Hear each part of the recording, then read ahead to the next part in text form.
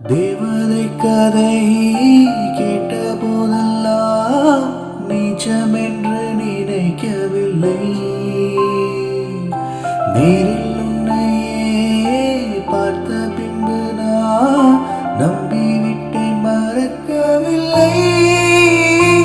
அதிகாலை விடிவதெல்லாம் உன்னை பார்க்கும் மயக்கத்தில் தான், அந்தி மாலை மறைவதெல்லாம் உன்னை பார்த்த கிறுக்கத்தில் தான்.